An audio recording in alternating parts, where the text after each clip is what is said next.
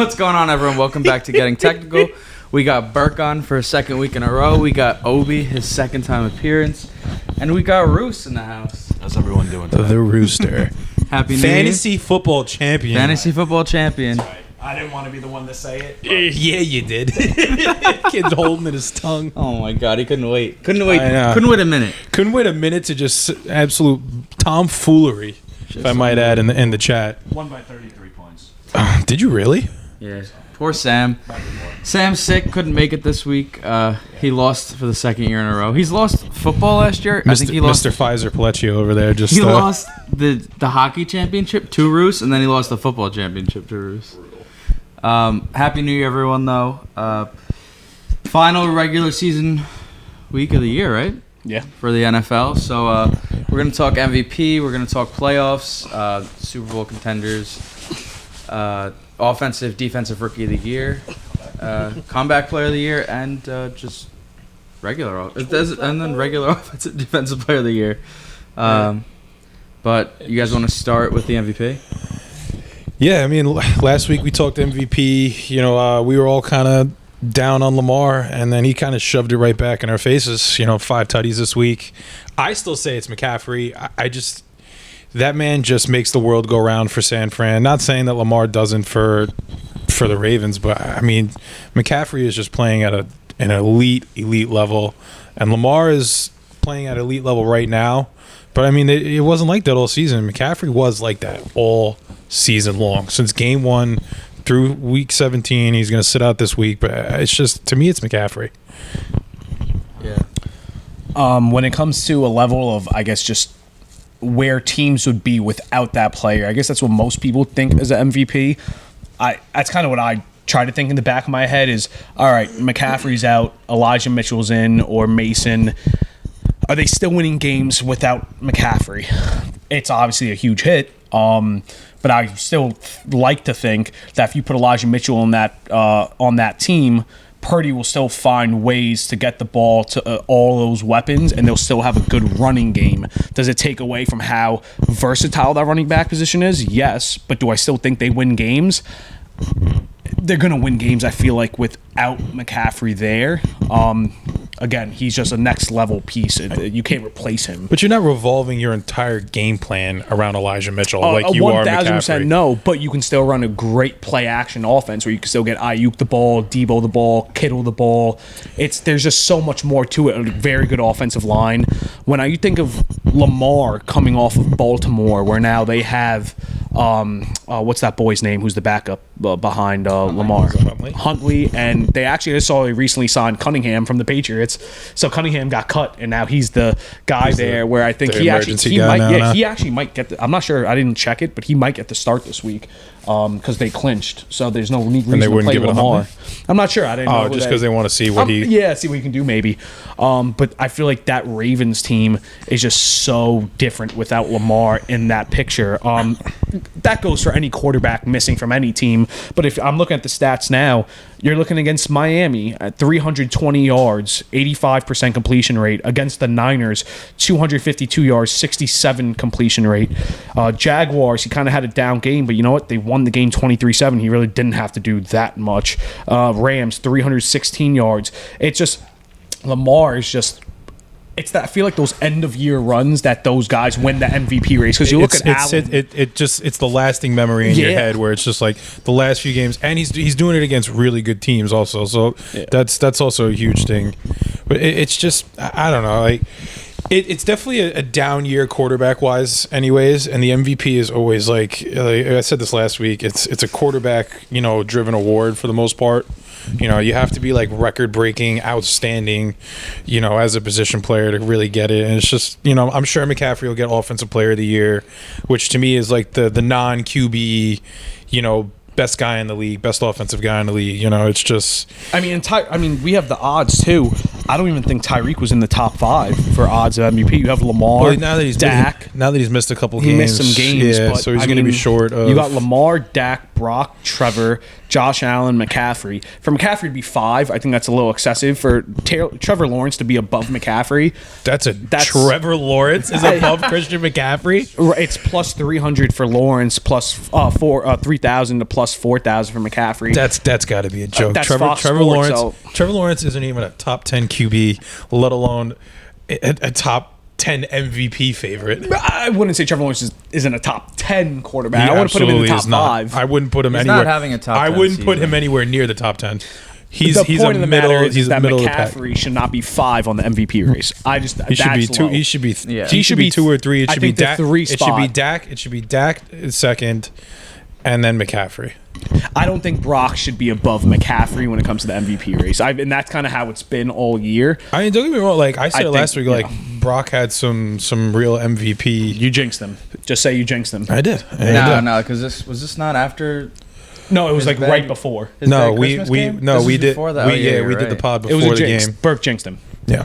Yeah, but I would say that the rebuttal Lamar to both, heard getting technical, and he was like, "I got to go off now." the rebuttal to both those is we saw Elijah Mitchell in the second half without Christian McCaffrey. He went 17 for 80 and a touchdown.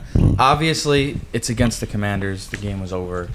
Yeah, the So worst. you take it with a grain of salt, right? But even last year, Lamar missed a lot of the season, and the Ravens had to work with Huntley, with Huntley, and we saw they made the playoffs and they almost beat the Bengals. So I think it's also like when you're talking about these teams with these great coaches and these great systems, a lot of the times, even without these guys, they're going to be able to be better than, let's say, the Jets. They're Those team those without teams, the they find ways to infrastructure. win. Yeah, the Chargers, Chargers. the Giants, like all the teams we root for, like Chargers. they just have poor coaching. They have poor internal structure, and like if a guy like if with Rodgers going out, the season was over. Like we tried to trick ourselves into a few weeks of Zach Wilson, but the reality is we don't have the coaching staff. The GM didn't build a formidable offensive line, and it was out of hand. But the last 5 weeks, Lamar Jackson, he has a passer rating of 114.5. He's thrown for 1,060 yards, 11 touchdowns, 2 interceptions in 4 games his last 4 games. So I mean, that's where it goes. What Obernick says, like it's kind of it's like the lasting memory of what you're like. It's Yeah. fresh in your head that he's doing all this right now. You know, so that's when Exactly. like when those guys are going to vote, like it's like, oh, like Lamar is playing out of this world right now, and he is. It's just like, you know, it's the MVP. It's the regular season MVP. It's almost it's also like it's the narrative that goes with everything. Right. Like right now, Lamar has not beaten 2 of the top teams in the NFL. He's dismantled them. And it's On how national you end. TV, And like, it's he's how beat the he's shit out of ending. them. It's Yeah. how he's ending. There was the year someone put it out, and I'm forgetting on the year. It might have been Rodgers' last MVP year with the Packers, and they showed the stats of him against Brady that year. And not for nothing, just stats-wise, Brady got robbed of the MVP. But I think there were 2 games at the end of the year that the Packers played. I'm blanking out on the games, but it was kind of like a tone-setting 2 games where they made the playoffs because of it. It was huge games for Rodgers, and that's kind of what's left in your mind, even though if you looked at the stats, Brady did have better stats that year. But it's also strength of schedule, things along those lines, teams you're facing. It's, you know, there is that portion that you'll never see on paper. Statistics won't always tell you the story. And that's one of the biggest arguments on like the internet and clips of what people see is people really get fired up when you start talking about certain stats, but there will always be that human aspect of it where it's like, well, look at the strength of schedule. Look at who they put out there in front of them that week. Look at who was injured that week that they played them. I mean, you look at the Ravens 49ers game just passed. I know who's that? The D lineman on the 49 Husgrave. Who they get from the Eagles? He didn't play. The D tackle, Husgrave. He got all the money this year. I'm sorry, but he didn't play. That's a big piece for them. They lost their safety Ufunga. There's certain things that you don't see on paper. I think those 49ers, when they play them, possibly, in the playoffs, it's a completely different team now. Where if they're good, that's a Super Bowl. that might be a different type of game. I would love, if we're going to talk about Super Bowl matchups, I would love to see, listen, we're all rooting for the Lions, but if we see the 49ers against the Ravens, nothing more would be so, everyone's rooting for the Lions. Give me a break. Ooh. You're not human if you don't root for the fucking Lions. I don't root for the Lions. Dan Campbell, would anyone want to play for that guy? That's all and if right. you don't want to root for them, you have no soul. Can we actually segue into Got that no soul. game for a second? Because Got obviously no it was soul like then. the biggest controversy of the week. But the fact that, okay, the lineman kicked the reported extra point they didn't. after the penalty. That's what I was going to say. That was kicked just Once it extra fails point. once, okay. You tried it. Unfortunately, even though you reported it and there shouldn't have been a flag, there was a flag on the play. Then you go for it again, and there's another flag. And then it was, they have to do the 2-point conversion from the 7-yard line? Yeah. At that point, just tie the fucking game and go into overtime. Yeah, it's just. It's just he's just so aggressive, and that's great. But at sometimes, bro, it's 2-point conversion from the 7-yard line. That's just, Game on the line. Yeah. Just kick the field goal and then trust your defense. Your defense had been playing a great game. Yeah, especially you're talking about goal line, bend don't break. A lot of times guys can't even score in 4 plays from inside the 10. It's just now you're talking about you get 1 play, and you've already failed at it twice. Technically failed at it twice. I mean, Whatever it is. It's complicated, I guess, because Dan he Campbell reported and there was this whole big thing. But at the end of the day, it's kick the extra point, go into overtime, and let the cards fall where they will. that's the Dan Campbell's big heart on his sleeve kind of guy, where it's just he's a lot of emotion, and like Olberning's saying, guys would run through a wall for him because he'd run through multiple walls for you. It seems like. But definitely not rooting for the Detroit Lions in the playoffs. But it's also a game of it's the game of, in that situation, yards. But when you talk about the game of inches, right? That game was very close at the end. But we all are forgetting early in that game when C.D. Lamb fumbled through the end zone, reaching the ball out. It should have never even been in that situation. Listen, football plays out in many different ways because of little momentum swings or little plays throughout a game, right? I mean, we see that in every week when you say, oh, well, we could have won or we should have won or things along those lines. But when a receiver reaches the ball out from the 1.5 yard line for a touchdown and then fumbles through the end zone, as a quarterback, you must be looking at him like, dude, just go down. If you're gonna reach, that's one thing. I believe it was, I don't know if it was a rumor, if it was proven that Bill Belichick did say that, but I believe Patriots players are told that if you're on the 1 or 2 yard line, you are not to reach the ball over the goal line, because Belichick said if you turn that ball over at the 1 or 2 yard line, you're done. You're bad. I mean, that happened. The Jets, was it against the Patriots? Safarian Jenkins. He reached out, and then they called. He reached out. Bro, he reaches out, clear cut touchdown, and they called it a touchback because he fumbled throughout the back of the end zone, and it was just the most blatant touchdown ever. And they were just like, nope, fumble. It's another rule they're thinking about Touchback. changing, but I think it should. If you have the balls to reach a ball out and get more yardage, and you fumble through the end zone, people don't think that the other team should be getting it. It should be a touchback. You're rewarding a guy for making a mistake. Yeah, pretty much. Yeah. There's so many rules now in football that are just kind of up in the air, and it's just does that really make sense? Probably not, but whatever. I mean, they're just doing a lot because there's a lot of the safety rules and everything too, and the replay rules that they kind of go back and forth, like the pass interference, availability to replay, fair catch outside of the end zone. Yeah, I mean they're trying to make it the fair catch, trying to make things safer for guys. It's just, I mean, I think sooner or later they're just going to rule out kick returns in general. It's just gonna be start the ball at the 25. They're making they're making their way to two-hand touch football anyway. So it's just But it's another thing that I wanted to just bring up quick. I saw the 49ers put on Instagram, I think yesterday. Is Sam Darnold starting this week? What? Is Sam Darnold starting this week for the Niners? I don't know. But even with 1 game left, so through 16 games, I mean, the 49ers made history. So they're the 4th team in NFL history with a 4,000-yard passer and 4 players with over 1,000 yards from scrimmage, which is pretty crazy. CMC, Purdy, with the passing, obviously, Kittle, Ayuk, and Debo. So, the Jets got 1 player. We limped.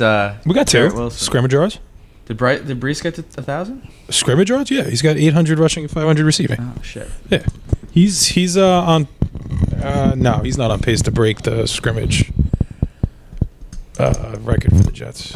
He'll probably do it next year. Yeah, I mean, if he was closing in on those 1,000 yards rushing, he'd be closing in. I think like Curtis Martin had like 16 something. Well, records are meant to be broken now. When you add another game to the NFL, what a line. Records are meant to be broken, Thomas. Records are meant to be broken. With another game you in the heard it here NFL last from Chris Silverding. But that was when did they change the NFL to 16 games? Wasn't it 12 games up to? I couldn't tell you that, bro. I forgot the year. Our entire that's lifetime, why it's been 16 games. Stats are always going to be broken. Dan Marino was 15-0. So I mean, yeah, I don't know about 12 games. I don't know what season you're talking about, but the inaugural season. I talked to my grandfather too much Marino's about football. Dolphins were 15-0. So I mean, they've been playing 15 games since the 80s. Playoffs though, or regular season? No, the regular season. So maybe that's what it was 15. But the point is that even if they add a game every 10 years or whatever, that one extra game makes such a world of a difference when it comes to stats, especially like the 2,000-yard rushing club. That was such a honor group to be in, and now that extra yard. How many? Think about it. When Adrian Peterson broke it, or when Chris Johnson broke it, that extra game, guys were fighting for that last 10 yards to be part of the 2,000-yard club. But now you get that extra game, and that goes for receiving. I mean, for guys that goes like for stats in general, guys like Dickerson and OJ, I think. OJ would kill to get that extra game. Yeah, I mean, did you see Will Compton goes? It's like Puka solidifying wide receiver 1 for Team White. The Rams just have like all three of them. If you count, what's his name, Saronic? I guess we definitely take Saronic. Yeah. Bruce, you got anything to say, bro? You're awfully quiet. I offered you the mic. Raul's just blocking him out. No, you're the host. Take mine. I'm the guest. Raul's is playing defense on Bruce. He doesn't want him to talk. They don't want to hear the champion speak. speak. As we're talking, so you want to say something? They don't want to hear Bruce. They don't want to hear the champion speak. MVP race, right? Yeah. Well, we're just doing like total. We should just run through awards. We're just gonna run. We could run. Just run through awards. Do the next one. I didn't have anything to say about MVP. No agenda. Wow. Look at Rawls. It's not like CNN. No agenda. Records are meant to be broken, and OJ would kill for that game. Yeah, I mean, listen. I'm throwing out quotes. Speaking of killers, I watched that Swamp Kings documentary today. We are. Oh. You want to? That's a. Dude, I watched Swamp Kings today, man. Aaron Hernandez in college, an absolute menace to society. They should have played him more. They really should have. They didn't highlight him enough in that documentary, I thought. I mean, you can't. They didn't want to get him involved in that. Cry me a river. Huh? Cry me a river. I mean, the highlight. I mean, it was literally just like sucking off Tim Tebow and Urban Meyer. Urban, yeah. That's all it was. It was just like, oh my god, like these are the two greatest human beings that ever lived. But it was a great documentary. It was like, but like you saw like a lot of the passes, and it was like Tebow just like slinging it to fucking Aaron Hernandez. They should have really gave him more of a shot in the NFL. What was he, 7-1 as a starter? Tim Tebow. Oh my god, it was like Aaron Hernandez. It was like it was a little hard when you get arrested for double homicide. Why would you give him a chance? 7-1 as a starter. He beat the Steelers in the playoffs. Why wouldn't you give him a shot? Did you watch that man throw? He was He not does good. a full baseball wind up to throw a ball. He knew how to win. Bruce, you got any thoughts on the MVP? Christian. Yeah, Christian. Is that like you're just saying like Christian, like you are a Christian, or is this just like whoever helps Tom's fantasy? What about offensive player of the year? Yeah, Obviously, it's going to be McCaffrey, but what charity are you donating a part of your winnings to? I saw you were. Oh, that was a good one. Yeah, it should be CeeDee Lamb because that man just went nuts for about a month straight. I'm gonna pull it up. I'll tell you. McCaffrey had 11 points this week. CeeDee had 41. Yeah, he had 70 points between Devontae and CeeDee Lamb. How did you get? You drafted both CeeDee and Devontae? No, we traded for both. Traded my whole team. What draft picks do you have for next year? Do you have any draft picks in the first 10 rounds? He should have had a chance. Tebow's 9th. What? 9th. You have a 9th? I think. Well, you have like the bare minimum in like the first few rounds. Yeah. Gonna keep CeeDee with his keeper in the first round. Maybe he'll have a second rounder, and then he won't probably pick for about 2 hours. Talk about a guy though, where like people were just like, "Oh, like is CD not him?" And he was just like, "Okay, Well, no, let me just." I'll tell you exactly. Let me just show you. Let it be known that on Getting Technical, check that one out where I was on last. I said that CeeDee Lamb was going to be a top performer this year, and I called that. I also said Richie James, and people hold that against me as well. But Richie James. How's it Richie James's fault that he has those? He also losers? said Bellinger on the Giants was like going to be the next great tight end. and they said Waller would be the replacement. Look how that turned out. I mean, should have had a chance. Bellinger's a beast. He's a dog. He's a I dog. don't know if can he catch? Can he run a route? Guys, Big boy though. guy's the size of a right tackle that just runs routes sometimes. He's a big boy. I just really don't have anything positive to say about the Giants, so I'm gonna go with you. He's a beast, and he'll What do you mean? probably. You guys have Saquon for one more game. And you guys have to look forward to Tommy Cutlets next year backing up Daniel Jones. Oh my God! And, It was only like 3 weeks ago where Giants fans were talking about how Cutlets is better than Danny Jones. And like, Isn't that incredible? You guys are talking about a guy like you want to talk about like Jets delusion. Like that is top tier New York Jet fandom right there, saying that Tommy Cutlets was better than Daniel Jones because that team is absolute basura, and Daniel Jones can't manage to be fucking elite with them. The taxi cab drivers that he's throwing to, and you guys wonder why Daniel Jones isn't succeeding. and then you got it was the best part about the whole Tommy Cutlets thing was like when he finally started to like kind of like not rooting for failure, but once he started to kind of like have a bad game against the Saints defenders were sacking him and they're going like, Like just throwing it in his face. There's a whole they're just like that It's just like look. It's just disrespectful. They wish they were cutlets. They wish they got the He's the gonna, attention he's that gonna be cutlets. a fine backup. He did get the sponsor from Rouse tomato sauce though. That's pretty lit. Nick's mom You sauce. need any? Oh my god! I would rather the freaking jarred sauce any day of the week. Doesn't smell like vomit. I hope Kono sees this. Kono's gonna show up on my doorstep. I have columns in front of Yeah, my I was house, about though, to so say. I might get lost. I would have the Greek Parthenon in front of my house. Oh my god! All right, move on from MVP. What are we talking about? Come back.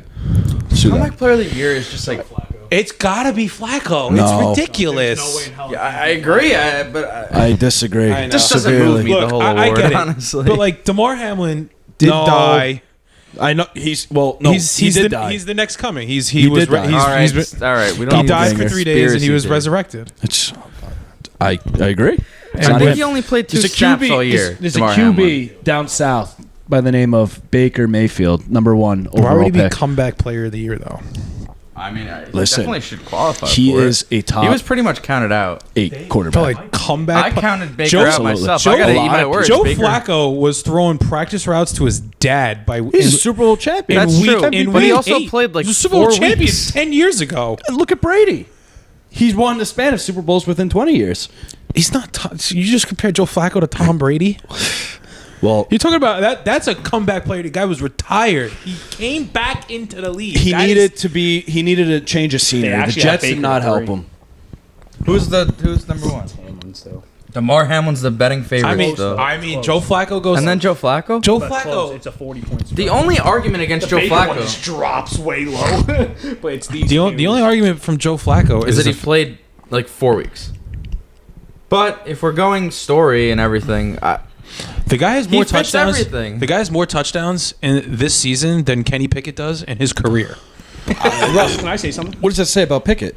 He's fucking trash. I agree with you. It also says that Joe Flacco is in 4 games took what Kenny Pickett has needed to do in 2 full seasons. The or 3 full Ravens seasons. and the Ravens are honoring Ray Rice next game. So we're just I gonna thought they throw just. that I out thought they there. just did that. Is it next game or is it this game? I thought it was the most recent game they did know that. that. They I were, think it was yeah, next they were game. honoring Ray Rice. Savion. That's a very very rough topic. If we're gonna talk about Joe Flacco. We gotta talk about Ray Rice. You wanna talk about that's a like hard peanut butter. hitter. That's like That peanut butter duo. and jelly. That duo. If you talk about Joe Flacco, you talk about Ray Rice. If you talk about Ray Rice, you're talking about elevator footage. And for them to honor him at a game is the most blasphemous thing I've ever heard in my entire life. Like, that you're gonna honor that actually guy insane. at a game. If you're gonna honor, What do you any, mean? They honor Raven, Ray Lewis every time he shows his face. The guy killed somebody. but it wasn't proven. It wasn't did they proven. just honor Ray Rice, or are they doing it this upcoming? Is that next week? Is this next week? It might be next week. I think it's next week. Bro, like that guy Stavros, that comedian, he was just like, is there not a more clear cut, open Why and don't shut? they honor the fuck Ra- this What's guy the name of case, the- and they're just the, like, throw this guy on board. What's the name of the heavy Italian D lineman from the Ravens, Hall of Famer? The guy who just passed away? You can't honor him then, huh? Yeah, he just passed away. He was Goose. Goose, you honor his family. You don't honor Ray Rice. Like I said, they honor Ray Lewis, and the guy killed a guy. It's not proven. Ray Rice was also a lot more important. Ray Rice was a lot more important to the organization. But like Ray Rice, he was so important. But like Michael Vick has had like a comeback, like little story. I don't see the Atlanta Falcons honoring him. Oh no, No, It's a crazy move. agree. It's an out of pocket move. There's no explanation that makes sense. There are going to be people at that game protesting like mother absolutely. effers. It's going to be. I mean, Baltimore might get worse. I don't know, but There's no sense really about honoring Ray Rice. Is the fact that it's like the Ravens have a good history of like they're the best team in the NFL right now. They won a Super Bowl. What? When did they? They're a very. They recently won a Super Bowl. They're a very historic franchise. They don't need to. They don't need to be honoring Ray Rice. They had 3 Super Bowls in the 2000s, right? They won 2000. Was it 2000 or 01? two. They have 2. And then they won in what? The Joe Flacco year. What year was that? They 09? have 2. 08? No, like 12. No. 12? I don't. It's like we were in middle school. They didn't win 2 in the. They didn't win 2 in the 2000s. Oh shit! It was that way. Yeah. But it's like they don't need to be honoring him. We're talking about the DeMar Hamlin, Joe Flacco. That's a comeback story, Ray DeMar Rice. Hamlin, we get it. Guy died. Listen, anytime something like that happens, you stop football for a little while. You're worried about a guy's life. I get it. But when you're talking about awarding somebody for a comeback player of the year award, DeMar fought his own battles. We get that, and it's great that he's he's healthy, he's alive. But when you're talking about a comeback player of the year award, I don't see how you can't give it to the guy that got a call on his couch that was, again, throwing footballs to his father and his brother. They talked about it on the broadcast. The guy would go out 1 hour a week, would go to the turf and throw his father, who was 60-something years old, and his brother 60-yard dick shots down the field. And you're going to tell me that it's just tough. I do think Joe Flacco. Whose phone is ringing, by the way? It's mine. It's Paulie Schultz at Phoenix. If you need air, heating, or any ventilation. Porterhouse Paul. Yep. But that's the main thing. It's tough. Is you when you look at awards, you can't take outside world events into account. We stopped football for a while because of the importance of a person's life, but that shouldn't be taken into an account for a football award. There's a difference, There's that's the whole reason behind his comeback. I mean, the guy was allegedly, dead. And then, whether or not it is true that he actually passed away on the field, his heart stopped, whatever it is. I mean, there's people like that usually don't come back and then come back at the professional level and playing games again. He came back to life. He didn't come back to the football field. He's a backup. He's played 6 games. I thought he's only played 2 snaps. He's Oh, he's 2 tackles. He came back to life, not to the football field. He's played in football games. It's tough. Don't get me wrong. I understand the DeMar Hamlin debate. I still say it's Joe Flacco, like you're saying. I mean, the guy was on his couch hanging out with his kids. He's elite now. Can we all say he's elite? I disagree Joe Flacco by it. But what he's doing, we say he's elite. I think he's hot right now. He's playing at an elite level. He's playing at an elite level. Some would call him Hanson because of how hot he is right now. Hansel. That Hansel's so hot right now. What? Chris Hansen? No, it's Chris Hansen. He's not a pedophile. It's a Zoolander reference. Hansel. That Hansel's so hot right now. But I haven't watched Zoolander in a long time. I don't know if I've ever seen it. All right. Well, I think to wrap that up, I think the one thing with comeback player of the year is how do we really want to classify the award going forward?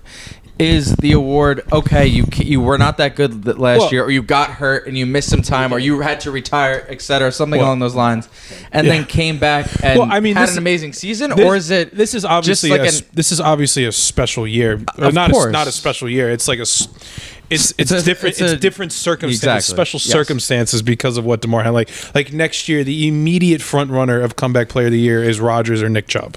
It's all depending on. Yeah, for sure. It's gonna be Rodgers, and it's if Rodgers has a down year and Nick Chubb goes off, it's gonna go right to Nick Chubb because it's usually the guy who had a bad break, a big injury, and comes back, or has a really, really down year and comes back to play well. You saw some of the odds. Could also be Joe Burrow, Baker Mayfield, or they had Matt Stafford Stafford on there for some of the higher, like the other guys on the odds. He was the fourth. Yeah. You know, it's like Baker had a down year, and he's on like, you know, the top 3 comeback players. You know, it's special circumstances for DeMar Hamlin. I think it would actually be a nice gesture if everyone knew that, listen, it's going to go to DeMar for what happened, and they allowed Flacco to present him the award, knowing that Flacco probably was the best comeback football player of the year, and maybe he gets some sort of Joe award. Flacco's but winning Super Bowl MVP, so I don't even care. You want to talk about a team to root for right now? It's the Cleveland Browns. It's the Cleveland Browns. Dog pound. Wow. You want to talk about a man like Baker Mayfield can't lead him to the promised land? Obviously, Joe Flacco can. Yeah. Well, Joe Flacco is going to do it. After just... I think they're going against the Ravens too. so the Ravens have a bye. I'll tell you right now. His record against the Cleveland Browns, too, is Browns against the insane. Jaguars. That sounds like a win for the Browns. Right God, now, at that home sounds too, like a right? At home for Cleveland or no? at home for Jacksonville. They're the Oh, fourth. 'cause they're As the- of right now. 'cause they're As the- of right now. Browns Can- money line. Just hammer it. Can Just hammer the Browns money line. what's their name still sneak in? Who? Colts or no? The Colts Aren't are the in Colts as of like right 9 now. and 7? They're But in. I'm saying, They're can they sneak in for the division or no? schedule record wise. They might be able to. I think the real question going into this week 18 is the Bills, because the Bills could either They could win the clinch division. and get Or will they miss, get a bye if or they miss clinch out the on the division? playoffs. No. Or they'll miss the playoffs. They could They win could get the 2 seed, or they could miss the playoffs. or they could miss the playoffs. Pretty, yeah, pretty I mean, insane. them missing the playoffs is very real. Oh yeah, I mean, if they lose Like- to Miami, which is a good team, like they could lose to which very is a easily. possibility. And Miami just lost another huge piece. The Steelers need to win. Well, yeah, and losing out on Bradley The Chubb. Jaguars, I believe, need to win, and the Bills need to lose. It's very likely. Yeah, This and is the coming Steel- from a this- guy who has a lot of Bills futures out there. So let's go Buffalo. Who are Pittsburgh and Jacksonville playing, Chris? Pittsburgh's Ravens, Pittsburgh's playing the Ravens, and they're favored. and they're probably going to sit some guys. They're sitting everyone. I'm pretty sure the so Ravens. Pittsburgh, a good chance they can still win. Houston, by the way, Houston, Indianapolis, and Jacksonville all can win that division. They're all 9 and 7. Wow. Really? So that's a big race to who can win the division, then who's going to get the wild card spot. I would like Props to that division. I would like to see CJ Seriously. Stroud come I back mean, and props win to the that division. Texans for kind of withstanding Absolutely. the few games. I mean, granted, did they win any games without CJ Stroud? No. Wow. Yeah, they did. They won 1 game Against them. last week. Yeah, Titans. They won this Last past week, week. CJ Stroud was back. No, the first game maybe against the Titans. The week prior. Ross could be right. I am right. It's just a matter of who They they lost to cut the Cleveland and they beat the Titans. They swallowed the Titans. Then maybe they won 2 Oh, games. nope, never mind. That was with CJ Stroud. Yeah, they beat the Titans. Ninth in Yeah, overtime. but that was with CJ That Stroud. was CJ Stroud. in overtime. No, it was Case Keenum. Oh, Case sorry. Keenum threw for 229 yards, the touchdown, Titans interception. twice. Singletary had. Yeah. This was the game. Singletary had like 175 like all-purpose yards. I mean, look, you guys got to step up. When your stars get hurt, guys got to step up. Case Keenum is a solid backup. Case Keenum, Solid to me, journeyman. I always forget. The miracle And I always in confused Minneapolis, him. I Case always Keenum. confused Case Keenum and Kirk Cousins. Always mix them up. All Yeah, the except for the fact Vikings that quarterbacks. except for the fact that Kirk Cousins was on MVP pace before he got hurt, Yeah. and Case Keenum's a certified backup. Yeah. He did have his time though. So we want to talk defensive player of the year right now. Sauce Gardner. Defensive player or defensive rookie of the year? What do you want? Defensive player? We could do both. I mean, we could run through all of them. We could do. We haven't done. Well, I guess we briefly touched on offensive player of the year. Kind of, it's pretty much a given McCaffrey at this point. We would hope. I would like to see McCaffrey win it. If Lamar's going to do MVP, I would like to see McCaffrey get offensive player of the year. Sauce Gardner's not going to win it just because there's He's too many just like elite defensive players except for the on fact winning that- teams. I mean, that's what it really comes down to is that he's not on a winning team. But I mean, the man has recreated Revis Island. They just don't even bother. He doesn't let up. He doesn't let up completions, and they don't even bother throwing him the ball. And when they do, they don't complete the pass. So it's just like, I think he's let up like 4 completions in like the past few weeks or something. It's like some ridiculously low amount of completions. Yeah. Well, it's also funny because last year there was like that whole conversation. Obviously, Sauce won the defensive rookie of the year, but there was that whole narrative that Tariq Woolen was better. And this year, it's just like kind It's of not like, even close. It's just Tyreek the Woolen distance is between them as players is just so so large right now that no one's really questioning Sauce. It's really like watching Revis 2.0. Like Revis used to just run these guys' routes, and Sauce is doing the same thing. It's just like he's making the cut for the out route before these guys are even doing it. Like quarterbacks don't even look that way. He's just, and it's a shame that he doesn't follow defenders. I mean, that's just like a defensive scheme thing. But I mean, that half the field is just shut off, and it really helps out the rest of the defense. You know, and the funny thing is about Sauce is he spends all of his time when he's not playing football just playing Fortnite. You see his Instagram story right now. It's just he got like, I guess he built this like map on Fortnite. Because you apparently, like, if you get build a map on Fortnite and you get a lot of people playing it, you make like bank from it. So he's got like it's like an NFL field like with his logo. And it's like I don't know what it's like. Whatever you do on it, I guess you're like build fights. Is we need to get this man and like guys like him and Quinnen Williams some W's before these dudes just walk in free agency because they're just sick and tired of how bad of an organization they're a part of. So can I interrupt and actually talk about someone who's going to actually win the Defensive Player of the Year? Or Myles Garrett. Myles Garrett. Can I be the devil advocate guy here? Yes, be the advocate. You look at the stats, and someone who leads both Micah Parsons and Myles Garrett in almost every single statistical category, it's TJ Watt again. And I know we hate Trey Hendrickson has the same. Trey Hendrickson has 17 sacks also. Yeah, but it's not just about sacks. It's pressures. It's Myles pressures. Garrett is 6th in sacks. Yeah, Daniil Hunter has more. Tackles. Khalil Mack. Josh Allen, TJ Watt, Trey Hendrickson all have more sacks than Myles Garrett. Yeah. It's the one person that I saw up and down has just a strong case to beat Micah and Myles is TJ Watt, man. The guy, if you think about what TJ Watt's doing, right? Dallas, you got the offense, they're rolling. The Browns, you kind of give a little bit of leeway to Myles because of what he's doing. Because, again, that offense with Deshaun, then they were bouncing around with the quarterback position. You're like, all right, Myles kind of kept this team solidified. Well, that's another non-stat thing where the defense is being held together and their playmakers around them feed off of him. And that's huge. But I don't see the Steelers being in any sort of position to continue Mike Tomlin's winning season streak without TJ Watt on that team. It's always shown when that guy misses games that they somehow are losing. But along the line, I understand there's other players. There's Fitzpatrick at the safety position, but you can't replace TJ Watt. I mean, to go along with your point, 60 total tackles for the guy. He has an interception, and he has 8 pass deflections. The pass deflections and the quarterback pressures are the two that I always look at. 17 sacks. Over sacks, just because you don't always reach the quarterback. Right. But if you have a ton of deflections and a ton of quarterback forced pressures, fumbles, and he has a touchdown. I mean, the 8 pass deflections is, that's big. That is big. It's just big. like that's realizing when you're not getting the immediate pressure to have the presence of mind to just stay locked in on that quarterback and be like, I could still make a play here without getting to the QB. That's the next level kind of things that they teach you from a young age. It's just like, all right, like if you're not getting the pressure, just get your hands up and try and swat a pass. And eight's not a huge number, but like 8 is a difference. Much more than most people. Yeah, that's a difference making number when for a guy that's job is to get to the quarterback is still making plays when he's not getting to the quarterback. And that's the tough part, again, of who wins these awards. Because if you look over the span of history, who usually wins these Defensive Player of the Year awards, it's either going to be a defensive end or a linebacker. Most of the time. It's tough because those are the guys that have the immediate pressures. You see them the most. Right. The sacks. Their names are being said the most. Yeah. They're making the immediate pressure to the quarterback where you're seeing them, you're going, wow, this guy gets the most tackles. Right. This guy gets the most pressures. This guy has a ton of sacks.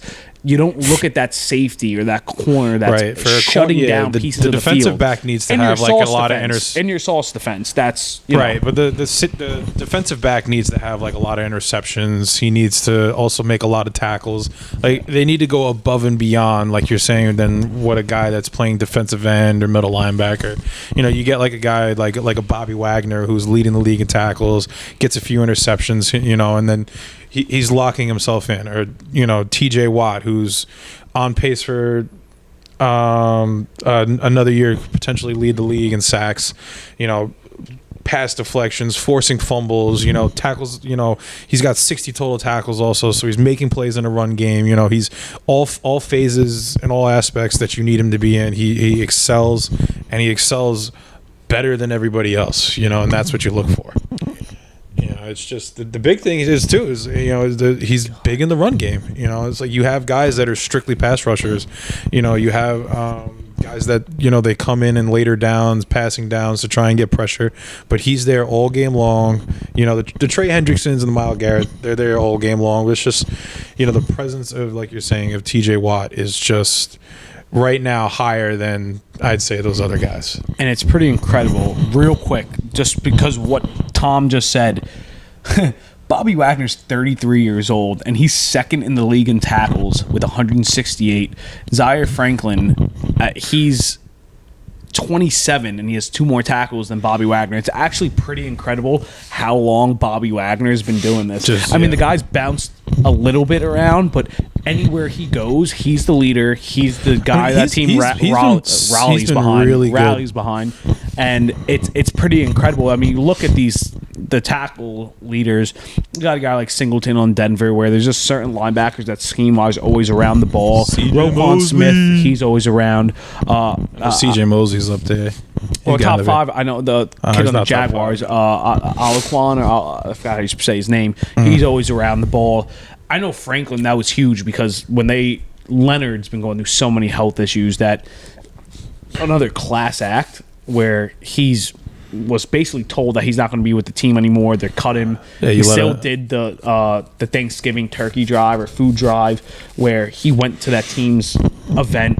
Great character, but the guy Franklin, man, he stepped up and he's balling. But just he's in Philly now, right? He's in Philly now. He shot some gaps last game. It's just they're struggling to find their defensive identity right now, especially with some injuries, things along those lines. For them to lose to the Cardinals, that's a tough one. You lose the 3 games against teams that you might see in the playoffs, where you see the Cowboys, the Niners, the Seahawks. You go, okay, they might see all these teams in the playoffs, and they lost to all of them. This is bad, but they have their rebounding game against the Cardinals. They're going to be fine. And they lose to the Arizona Cardinals. They've also lost to Zach Wilson. They lost to Zach Wilson and the Cardinals. It's just, they lost to Zach Wilson when everybody was still just like, and I don't want to hear wow, anything this about kid the is Chargers fucking trash. blowing games. The Eagles are the most disgraceful franchise on this earth right now. I don't want to hear another word about that. The Eagles should be disgraced to even wear an American flag on their jersey. They shouldn't even. They should be part of the American flag on their Dubai jersey? League. They should be part of the Dubai League right now.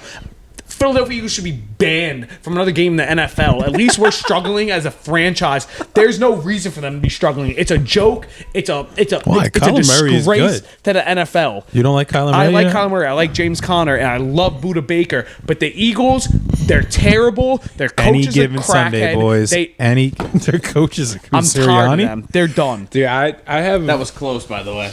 Going right in. Get a dip. I have a lot of Eagle stuff on my Twitter feed, and it's just like they are just not happy with Nick Sirianni. I mean, so many fans have talked the worst stuff about Chargers and all this stuff. You guys have the most. One of the teams have the most. Eagles fans. So I hear nonstop about what the Chargers do and this and that. We haven't had a terrible coach for years. I try to back him up. We've the GM Telesco, God bless your soul. I mean, listen, it is what it is, but it's time for change. Now we got to go around the whole aura of us possibly cutting Bosa, possibly cutting Mike Williams. Our O-line was in shambles. Our center was out since like week 6 or 7 with a heart condition. Corey Linsley was supposed to be one of the top centers, and he couldn't play for us. The Eagles have been blessed with talent and the recruiting that they have done and the draft picks that they have had. Listen, some of the Georgia players haven't panned out just yet, but they're young. You give them a chance. There's no reason why they should be dropping 4 games against 3 of them teams that they should be playing in the playoffs, and then 1 of them against the Arizona Cardinals. And 1 more against those New York Jets, baby. It's out of control, but I'll let Raleigh go ahead. Take it away. I mean, honestly, as far as Defensive Player of the Year, I really don't have much more. I kind of want to talk about the Offensive Player of the Year. Because obviously, like let's be honest, C.J. Stroud is going to win the Offensive Rookie of the Year award. But I was just looking this up, and I wanted to give a quick shouts to Puka Nacua because He needs 29 yards this week to set the rookie record for receiving yards. Who? Wait, sorry, I wasn't listening. Puka Nacua needs 29 yards this week to set the rookie receiving record. I mean, Puka is These are just elite. These are the guys that he will have passed after this week, and the guys he's already ahead of. So he'll pass Jamar Chase and Bill Groman, Houston Oilers, legend. Did it in 14 games, 1473 receiving yards in 14 games. But these are the guys that Puka will have passed: Jamar Chase, Justin Jefferson, Anquan Bolden, Randy Moss, Odell Beckham, Mike Thomas, Garrett Wilson, Mike Ditka, Amari Cooper, probably a lot of guys that are offensive rookie of the years on that list. A.J. Brown, Mike Evans, Keenan Allen, Chris Olave. Again, another game to add to it, but he already hasn't played in a game, so you figure if he ends right now, how many yards does he have? 1,300? He's at 1445. It's still a lot. He needs 29 yards to pass the record of 1473. He has played 16 games, though. He's played every game. He's played every game. And this is since the beginning of the year. Because game 1, people were like, wait, who's this guy? Game 2, it's a fluke. Game 3, this is getting pretty consistent. And then you start seeing him go through the rest of the season. You're like, no, this guy's the real deal. He's doing this every week. And then the narrative came once Cooper Kupp gets back. He got like 15 targets, like game 1. It was insane. And then people, it's a fluke, but then it got consistent real quick. But then a lot of people on top of that, not only his talent, they were like, once Cooper Kupp gets back, the offense runs through him. And it really hasn't gone that way. I mean, Puka's been better than Cooper Kupp all year. Cooper's definitely lost a step or two. It kind of seems like. I don't even want to say that. I think maybe just Stafford just is really just. I think Cooper's still very good. Oh yeah, he's still still elite. But I think that the stuff that Puka's doing, some of the catches he's made the past few weeks. I'm definitely making a stretch of saying that Cooper's lost a step or two. I think it's more or less just Stafford is just favoriting Puka. He's been there all year, you know. And Cooper just. And I love their number 3. I feel like every great team has that number 3 where you try to argue is like he's better than what he is, but he's still a solid number 3. That kid Tutu Atwell, when they need him, he pops up, dude. Yeah. But then DeMarcus Robinson's also been great. Like they've just had that was from the Ravens, right? They picked him up from the Ravens. Yeah, that was a great pickup for them. Kyron Williams really solidifying a good run game for them really makes a huge difference. Yeah. Like they're a dangerous playoff team.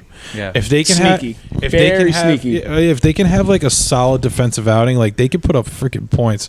And Stafford in the playoffs, you know, he's getting older, but he's the kind of guy that just leaves it all out there for you every single game. And in the playoffs, you know, that's what you need. Is you need that kind of leadership and that kind of guy. Especially, you know, you have a lot of guys that have done it before on that team still. You know, you still have like him and Cooper have won, you know, what's his name? Donald on the team still have won. You know, they have guys that have won and know what it takes to win. I mean, teams like that make some statements in the playoffs. And they've got a good coach. Sean McVay is obviously he's going to get crafty in the playoffs. Yeah. He's going to make defenses think. Mike LaFleur, ex-Jet legend, just out there just learning great things. Just another... Legend is a very strong word for that man. Legend is a very strong word for that man. Legend is not the word. It's just been such an up and down season for the Rams. So you think of Bennett, he was at quarterback for a little bit.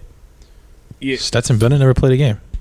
That was preseason? Yeah. They did start. I forget who they started because Stafford. Bro, I mean Stafford. They didn't start Bennett at one point. No. Not even one game. Stetson Bennett went to rehab during the preseason. He may have seen a little bit of action. They started someone. I forgot who it was. And he might have played in preseason, but during preseason or something, he went to rehab or whatever. Yeah. He off the field issues. But the dude, Stafford. He's been doing it his whole career. But the guy is always banged up and he just plays through. He's like the equivalent of like a hockey. Obviously, all football players are fucking tough. They're playing. They're playing football. They're getting killed every week. He's played games with like broken ribs, like torn muscles. Dog, like bro. he just like. What was the last one? His neck. It was his neck. He had his neck last year, but this year he was hurt again. That's why he missed a week. Yeah. I might have been his hand or something. I don't even know who's his backup right now. I'm not sure actually. I forget. I have no idea. I mean, they were pretty high. They were the two young boys running around in preseason. It was Bennett, and then it was the more versatile quarterback. I forgot his name. I mean, was it Ripien? I know now Ripien's on the Jets, but like Ripien was on LA, I think, in the beginning of the season. Yeah.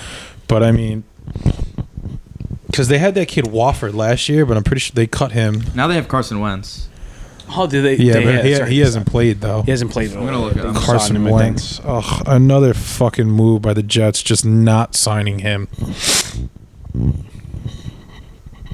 Imagine the Jets had Carson Wentz against the you Falcons. make it winnable games, and that's But, the one thing is that the Jets. those games where you had Tim Boyle playing could have been Carson Wentz. I do believe it was Brett Rypien. Yeah, I think he played against the Packers for them week 9. I think he threw for 130 yards, a touchdown, and then he got cut when they signed Carson Wentz. signed Carson Wentz. Yeah. But yeah, it's like Matt Stafford is he's just a dog.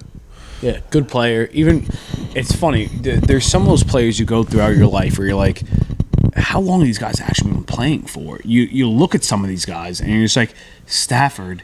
How old was I when this guy was playing on the lines when I was watching during Thanksgiving? You're like, I was still in like elementary school. I mean, when this guy was playing. Think about what I said earlier. I was watching Swamp Kings where they were going off about Tim Tebow, and he beat Stafford in the national championship game. Yep. And Stafford has been playing in the NFL ever since they draft. I mean, I'm pretty sure him and Tebow might have been the same draft class. Where did Stafford play college? Georgia. Georgia. Yeah. So if he was a year after Tebow, Not whatever sure. it was, Not but it's sure if just like, he's but class. Stafford has been there since 2009, 2010, and he's, however many years in the league, just still balling out, throwing his fucking heart out every week. And it's like he's having another really good season. He started off a little slow, and it's like, but he's been on fire these last like 7-8 weeks. To this day, they're actually like you kind of think about players that matched up with their college quarterback or college running back, and it's funny. I always think about it. I'm like, University of California. What 2 players might pop in your mind that you wish you saw play together? At Cal, Rodgers and Beast Mode. Lynch, man. There was a time when after the Seahawks where I was like, well, what they only probably miss each other there, by a couple years, right? Yeah, but they played with each other. They did play with each other. They played with each other 100%. Oh, really? I didn't know that. Will Anderson is He's on Houston for the Texans. Here, they He's a go. If you wanna linebacker? look at it. He's a defensive end. He's another one where I feel like they're. Bro, the charts that these people make are just like. Well, that's why I click. Oh, it's the favorites chart. The favorite chart. I thought it was like, dude, like you ever see some of these charts where it's like yards of separation on the x-axis, and then on the and then like there's for like they have like these like weird. It's just like I don't even know how they calculate some of these stats. I'm just like. Whatever happens are just like the good old like basic stats that these guys just used to have. I know these like metric stats. It's like, oh, like, well, you're not looking deeper into this guy's metrics. Like, he gets more pressures than anybody ever. I was just like, that's fucking great. I've been watching, guys on the Jets get pressures for decades that don't get sacks, and then the QB still complete a 40-yard touchdown pass. Yeah. It's like, you need to rack up real stats. It's real stats. And it's just, are these like... It depends on the player, because if you get a player that has a ton of QB pressures and has 10 sacks that year, you go, all right, that's different. He's getting to the quarterback as well as consistently getting the pressures where quarterback's got to get the ball out quick. That changes everything for an offense, where you're saying this one guy's really... And that's where that Micah Parsons, that Myles Garrett into the conversation of Defensive Player of the Year. Well, that's why like Jalen Carter was getting sacks, and he's also like playing a heavy part into the run game. I'm not saying he's getting a lot of sacks. He also has players around him, and that's the one thing where I think that sometimes flaws stats get padded a little bit. We always talk about stats getting padded for quarterbacks when it's their defense sucks. That quarterback is, think about it, for the Falcons, Matt Ryan, his stats are so padded. Drew Brees, his stats are padded. The defense were never good. They just kept throwing the ball. They're padded. There is defensive padding of stats where there's so many good players around them. Houston's defense isn't like slack. It's not that it's slack, but I would like to think that with a healthy Eagles defense, that Jalen Carter should be getting what any Rookie of the Year recognition should be. But Will Anderson, I mean, the guy came out of the draft and they were saying he might be a bust, he might not be. I think he's proven that he hasn't been a bust. I mean, Will Anderson on the year. I mean, the guy Grenard has like 14 sacks though on Houston. They have They have a guy on the other side for him to help him out. I'm just saying, like, you're going with the talent. I'm not saying that they were at the level of Eagles defense fully healthy, but I mean, like I said, it was like I don't think Houston's defense is like, bottom tier. I mean, I'm not even sure what their I don't know what their ranking are really. They're not bottom tier. But they're good. Special, but they're not terrible either. Their secondary linebackers can use a little bit of work. But They also got Blake Cashman, who's tops in tackles. Yeah. He's got to be top 10 in tackles. Yeah. They're not a bad defense. So I mean, it's like, once again, it's like you when you're winning and you're on winning teams, you get the focus. So like Jalen Carter's also getting a big focus because for for most of the season, the Eagles were a really solid defense, and he was like the centerfold, the main defensive tackle or whatever for that defense. So it's like you're gonna get the attention for awards like that. Yeah. And that's how it should be. I mean, if you I know we're not going to talk NBA on this episode, but if you look at the rookie of the year for the NBA, going into they were like Victor Wembanyama is the greatest prospect of all time. Right. He's a shoo-in for the rookie of the year. He's the next unicorn. Then you got Chet Holmgren, who missed the whole year last year, and now this dude's come and he's playing at an all-star level on a team that's the number 2 seed in the West. And you got Wembanyama, who's looked good. But the Spurs probably are being misused, right? but they're like 4-20 or something. Yeah. Like they're doing terrible. And it's like I was listening to the Bill Simmons podcast the other day, and he was like, unless Chet gets hurt or misses time or something happens crazy, he's like, I'm voting for Chet Holmgren Rookie of the Year because he's contributing to a winning team, and at some point that has to matter. Is Greg Popovich the most untouchable coach like in sports? He's been bad for a few years now. It's just like He's honestly, been bad the Spurs for have a not few been years. good for a while, and it's like they have a lack of talent, but like people like aren't. Doesn't seem like they want to go play for Popovich. Yeah, he's just there's no I think appeal the to go to game's San changing, Antonio. and he hasn't really adapted yet. Yeah, it's like Bill Belichick. It's just like I don't even think Bill Belichick's bad. I think they just like they're just putting bad talent around him, and he's just trying to deal with what he has. It's just like to say that it's Bill Belichick's fault that Mac Jones sucks ass is just a wild statement to me. Where it's just like Bill Belichick. it's the overall team. The overall team is Mac's been horrendous. benched. It's Mac's just- been benched, and then the overall team. They don't go out and try and get they could have done the same thing. Like Carson Wentz was available. There's other guys that are available, and you just say you know what, we're gonna run it back with Mac Jones and Bailey Zappi. We're gonna sign Juju Smith-Schuster as our big off-season wide receiver signing, Which they paid the same amount of money to let go of Jacoby Myers, who's now- much better season right. with year. Vegas. yeah, he's Great showing year. he's showing to be a very solid Literally receiver. the same amount of money. Yeah, it was Same but exact they amount don't of money. have they drafted N'Keal Harry. Oh, Bust. Ramondre Stevenson hurt this year, so it's like now you're relying on an older Zeke Elliott to try. It's like is this really Bill Belichick's fault?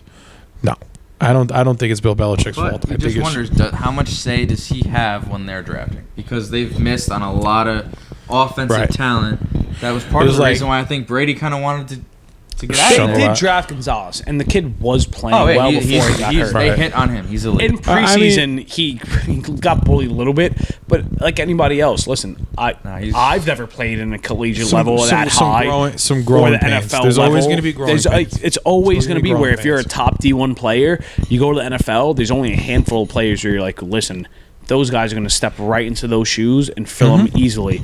It's Gonzalez didn't do it right away. Right. In the preseason, people had some doubts, but then you look at him. The He looked regular good season, against he Garrett looked Wilson when they good. played the He Giants didn't look first bad. time around. He didn't look bad. It's like the Jets have been taking this mindset. Their first round guy like Jermaine Johnson. They drafted him in the first round, and then they kind of hold him out a little bit to let him, to work out his growing pains. Like you said, there's guys like Sauce Gardner is able to step right into the fold. Garrett Wilson's able to step right into the fold. But they let kind of Jermaine Johnson kind of work his way into the fold, and now this year he's showing he took a real big step. Guys, when you're playing against 18, 19, 20-year-old kids is a lot different than playing against 28, 29, 30-year-old men. And the best in the world. Yeah, like these guys, Cream of the crop. yeah, sitting there just being like, oh, like I was an All-American. Well, so is every fucking person on your goddamn team. Like you're playing like in a 50-man roster, you got 10 at any time you got 10 to 20 old guys who are All-Americans at some point. Like everybody is an All-American. And it's just like. Like I said, there's growing pains, and Christian Gonzalez, like you said, he's really solid. He's going to be really solid for them next year. You got to keep putting talent around for Belichick to coach. Offensively, you need some of those guys to come in who can just fill the shoes right away. Right. I think they have that kid Douglas. He's solid. I think when you get Stevenson back, they got to go quarterback this year. Whether or not they go Yeah, I mean, There are talks about Marvin Harrison going there. I would love for Marvin Harrison to fall to the Chargers, where Herbert can have Marvin Harrison because they gotta go cute. They gotta go cute. But now this is kind of something I wanted to. Me, Burke, and Sam talked about this 2 weeks ago when I redid the pod. I wanted to get your take because you tank for Marvin. No. We're talking. I want for Marvin. I want to talk about the Bears because this week Justin Fields had a great game. It's not Fields' fault. The Bears fans were chanting, "We want Fields" or "We want Justin," whatever they were saying. It's not Fields. They locked in the first pick. With the Panthers have the worst record in the league. They have locked in the first pick. They are in such a good position for their future, where you could draft an offensive lineman, or they could even trade back. They could trade back like 2 or 3 picks. I would trade back 1 pick and take Marvin Harrison. Marvin Harrison Jr. Like you could easily just do that. You could flop with whoever's drafting number 2, and get Marvin Harrison, and you'll still have another top 10 pick. Yeah. And go get an offensive lineman, or it's just like they are in such a good position right now. And getting rid of Fields and hoping that whatever rookie QB that you draft is going to step right in and be the guy. It's like there's so many QB busts out there. And it's you're not just sold on May or Williams. I mean, I'm not sold on Williams just because the history of USC QBs. And it's just proven. It's proven that some of these quarterbacks early in picks just sometimes don't pan out. I mean, listen, it has tough. to do with your system as well too. You look at Purdy. People talk the most about Purdy is, oh, he can't do it. But you know what he is? He fit into that system. Right. And I'm not saying he should be up for an MVP race, but you found the guy that fit into that system. Right. It works out. He's doing it really well, though. And that's the thing is that when you get a guy that can fit into your system and he does very well, that's when his name gets sprinkled in the MVP talks. I think that it's sprinkled a little too much in MVP talks, but nonetheless, you can't get too many guys who can do too much better than what he's doing with that offense, especially not Cam Newton. I'm big on that wave. Yeah. Most overrated quarterback. He was hating heavy on Brock Purdy. He wants to hate on everybody else while the guy literally, when he had a blown out shoulder, tried showing what he can still do in the NFL for the Patriots, and he threw the ball more into the turf than he did to any receiver's hands. It was a disgrace to America, a disgrace to the NFL, and I don't even know why we're still in conversations about Cam Newton. You brought him up now? Bro, there's people that say that he's Hall of Fame with it. I'm like, come on. He had one good year. You could put his He was great cleats that year, but and that one season you could put his cleats into the Hall of Fame and say this was a great quarterback for that year. This was the 2015 MVP. Put him in the top quarterback rankings. You don't even put him to I hate the whole he's one of the best running quarterbacks. Who gives a damn about the best running quarterbacks? We care about because Lamar isn't just a running quarterback. Is he not quarterbacky enough for you? No. If you look at Lamar is still throwing the ball. Cam had that good year. We'll never take it. We'll never take it away from him. And they still got shellacked by Denver. Lamar over the course. Peyton Manning with half an arm. Peyton Manning got half an arm. I think Lamar just got shellacked in the Super Bowl. course of Lamar's career and the future of the NFL, where the NFL is becoming more of these versatile quarterbacks, they're going to be guys far surpassing Cam Newton. So for him to sit there on a podcast with the platform that he has and all the people he knows, it's a load of bull crap. It really is, because he's not up to the level of even the future of what this NFL holds. And for him to say that he's top 15 is a complete disrespect to these guys. Quarterback. Listen. He said that? Ever? He said that? He thinks he's much better than top. He said half of the league he could start over. Right now. 16. I'm sorry, 16. I'm taking Zach Wilson over you, sir. I wouldn't do that. Yes, I wouldn't do that. I'm taking Zach Wilson. Well, getting back to the Justin Fields thing, just one more thing. I think the only argument, I think Justin Fields. I don't think is there was good. any argument. I think the argument is clearly like you have to decide if you want to pay Justin Fields. And Absolutely. If you draft Caleb Williams or Drake May and you believe in them, you have 5 years of rookie money and you can build a team around them. Is Bo Penix not your number one pick right now? Bo Penix?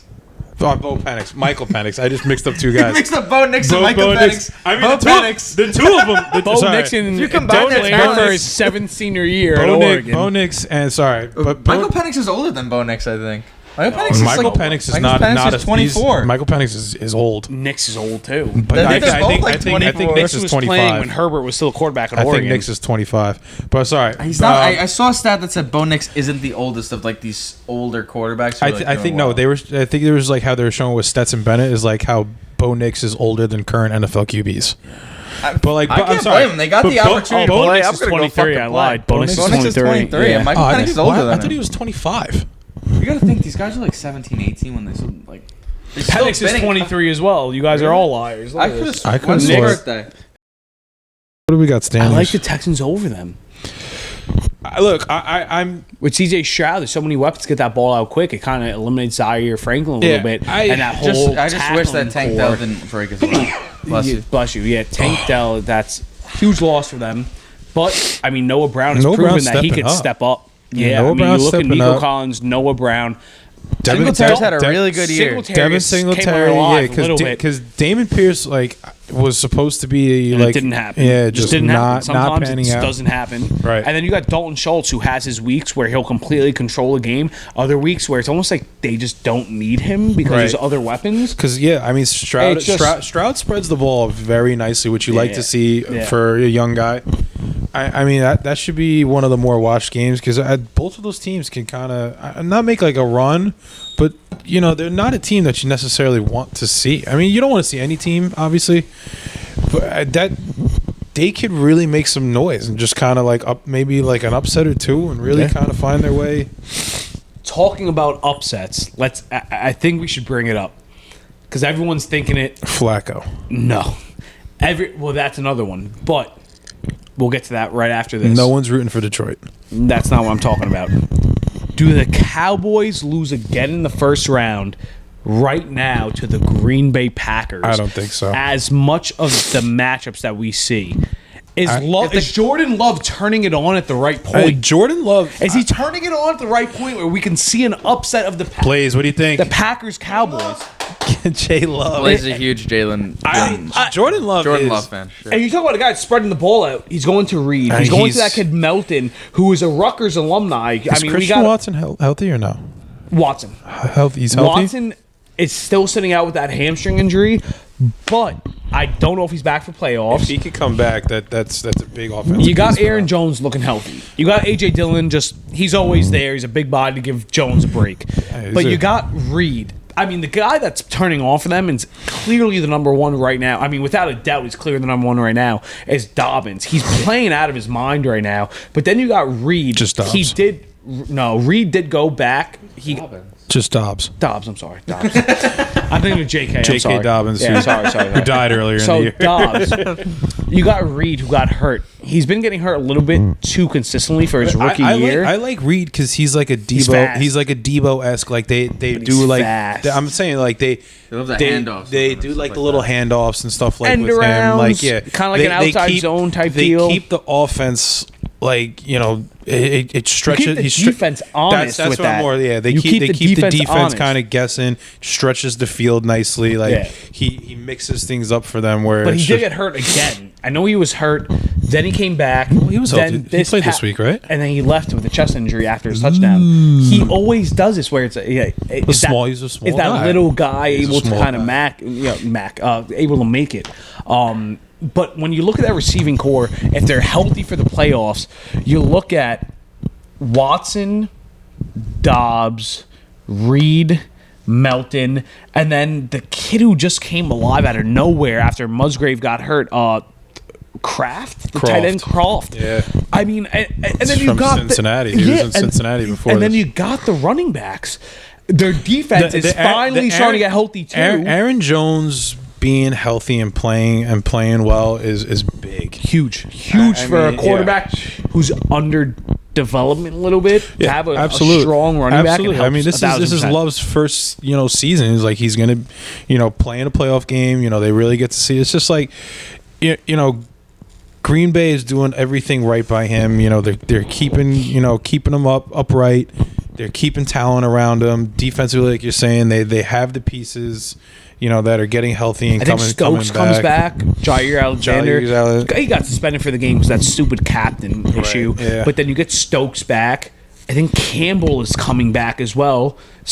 Preston Smith came back last game. I mean, you're plugging them in at the right time. It's falling into place at the right time. Where you're looking to upset a team in the playoffs. Right. And if you're going to upset a team in the playoffs, it better be them Cowboys. Right, But at the same time, the Cowboys, the one thing the Cowboys have held steady to all season is at home, they don't lose. Right. They're really good at home. If this game was in Green Bay, I would definitely think there's a chance. But at home, for some reason, most teams, like, they hate turf. The Cowboys fucking thrive on turf. Right. They just play so much better at home. They play faster. I mean, like, you can play faster on turf, and they play fast on the turf. Yeah. There's just something about them playing at home. I don't. Maybe it's that. Maybe they can play faster on the turf. I mean, they're just comfortable. It just seems like something about them, going to somebody else's stadium. Just things get out of whack. There's no comfortability.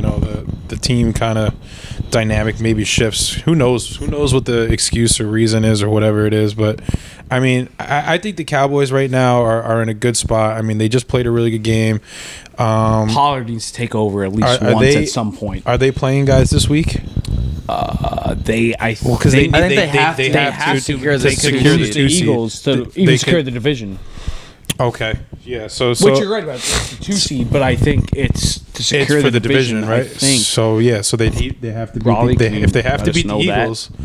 They're playing the Commanders this week, so they'll probably play their starters for like the first half and then be able to bench them because they'll be up by so that's much. A big thing, though. It's just like when you're a team like Baltimore who's probably going to sit their starters, or the Niners are going to sit their starters.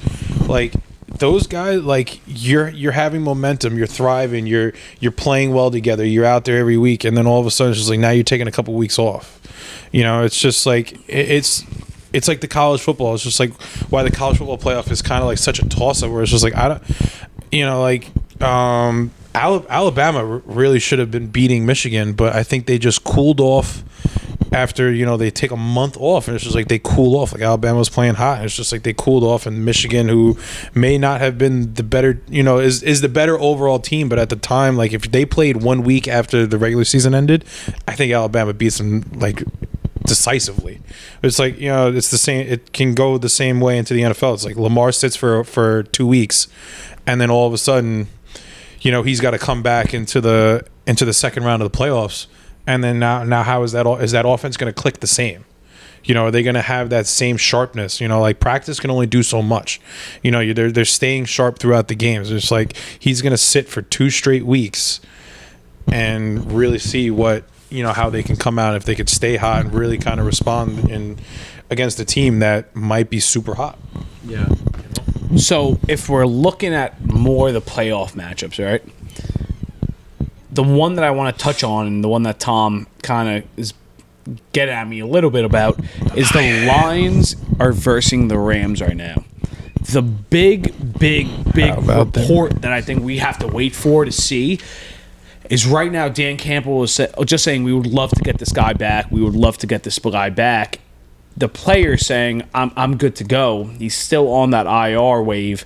C.J. Gardner-Johnson, their safety, who they got from the Eagles, who, I think was broken forearm in the beginning of the year, he is now at the point where they're saying they could elevate him, but we have to know within this next week.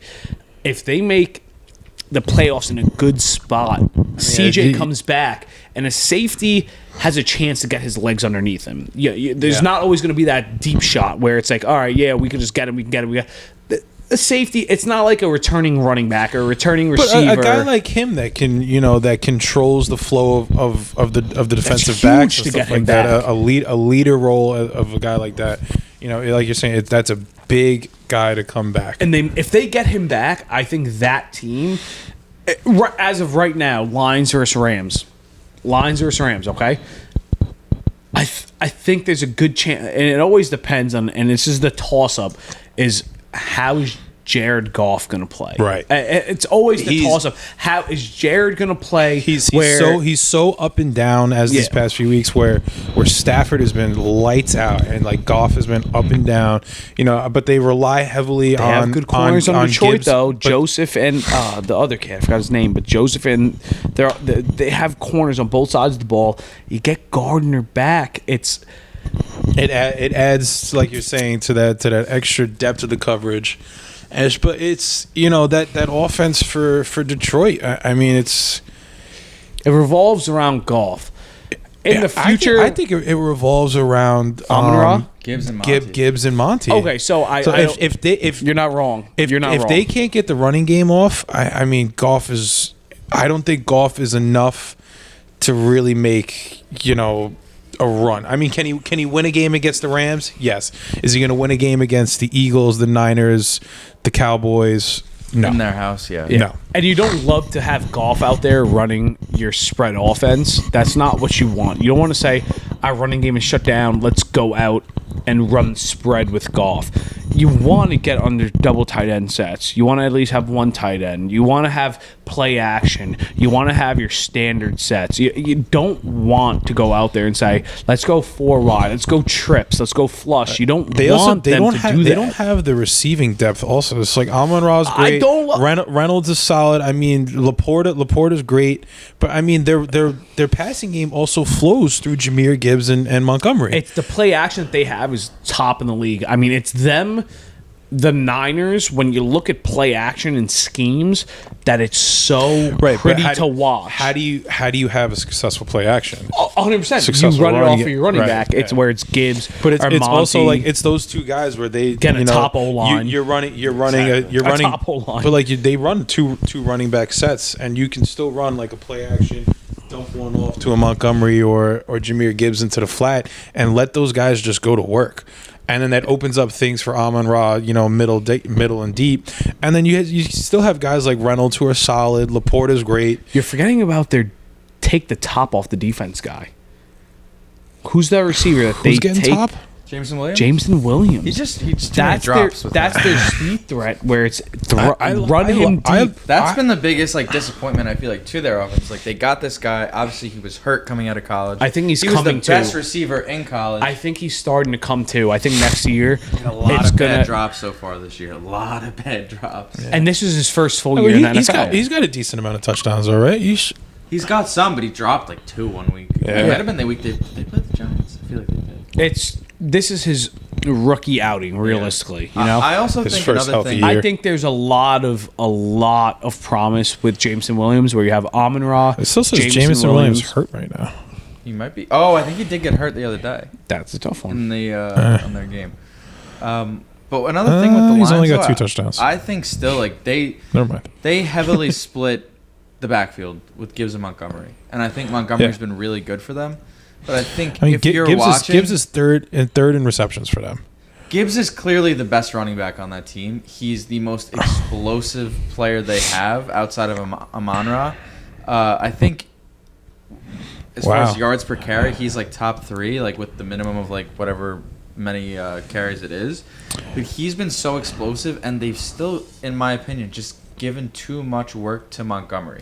Like, I understand he's the big guy, like he's the veteran. Like, Gibbs missed early on in the year, right? That's also He the missed Mark 2 weeks because Ingram of to his his hamstring. Kamara. Right. I mean, it's just the way he does everything, like we saw last year. I mean, like with Jamal Williams and DeAndre Swift. Here's the but 2 seasons from the both. he needs to give more trust to Jahmyr Gibbs if they're gonna make a run. I mean, he's just too talented not to go to him. Here's the 2 seasons. Is the both of them?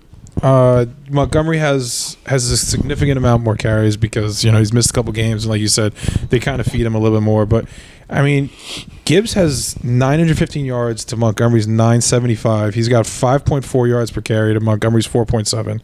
which are both very good. yeah. I mean, we can't discredit Gibbs 9 touchdowns, Montgomery 12. So like that's red zone stuff touches. That's still pretty. But here's the big thing for Gibbs: 52 catches to Montgomery's 16. So it's like that's where I'm saying it's like they run those little swing passes and quick out routes. Gibbs has that acceleration that Montgomery doesn't. You get him into space and you watch Gibbs. But which is weird because Montgomery in Chicago was their pass catching back. But you didn't have Gibbs.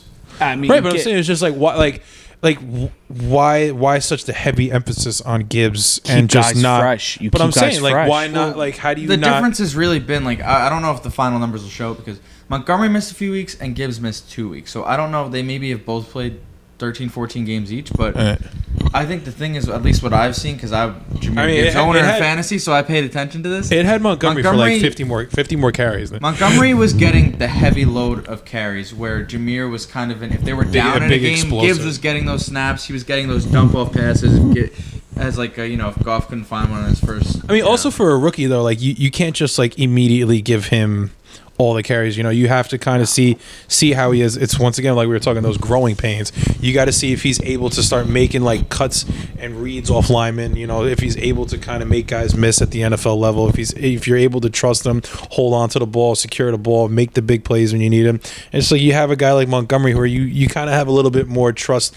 You could take the leap of faith with him a little bit quicker because he's an established guy. Yeah. I just think like right now where we are in the season, like I think Montgomery has his value probably down at the goal line, maybe like early downs every once in a while. But I think they really like they need to let him just. They used a top first round pick on Jameer Gibbs.